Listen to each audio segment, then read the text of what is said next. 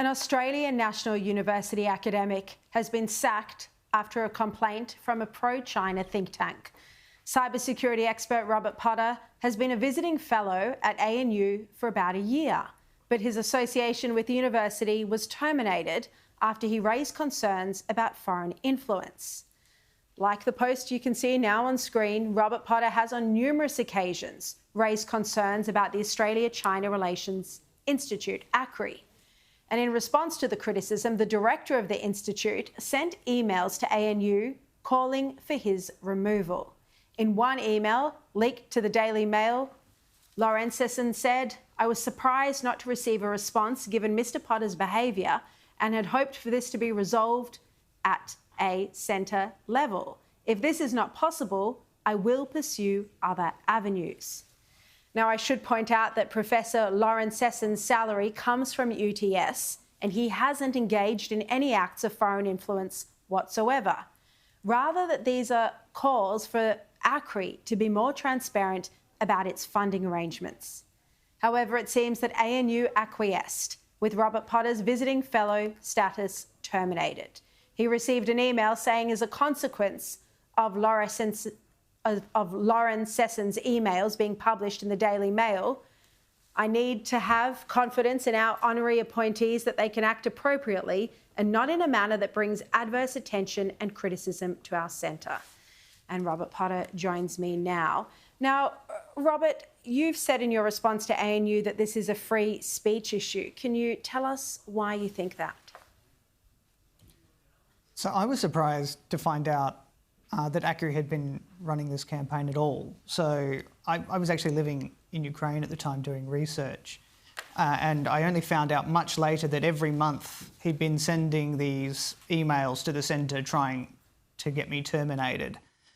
My concern is that way too much of these debates in Australia happen in the shadows. Too much of what they try and do is done in secret. And you can see the lengths that they'll go, where they'll threaten the centre with legal action or other options if they don't acquiesce and terminate someone for criticising them. So my view is that this is a matter of public scrutiny. It always has been.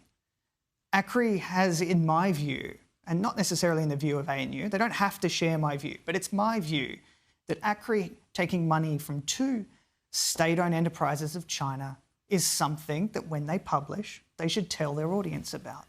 It's something that they should register potentially under the Foreign Influence Transparency Scheme, and they've never done it. And I've exercised my professional judgment as an expert in national security and made public comment to that effect. And instead of responding to me in a public debate, they've tried to have me fired in the shadows. I think that's outrageous. I don't think that's how we should have a debate in Australia. And I don't think that's the standard of public credibility that we want our universities living up to. I expect more bravery from the institution that I was affiliated with.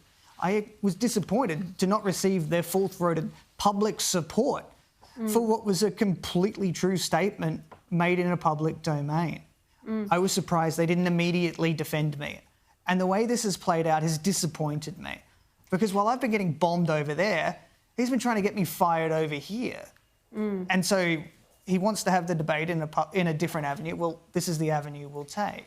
Well, I spoke up when Robert, these guys went after Anne-Marie Brady, right? And so I spoke up when they went after Vicky Xu. I spoke up when they went after Drew Pavlou.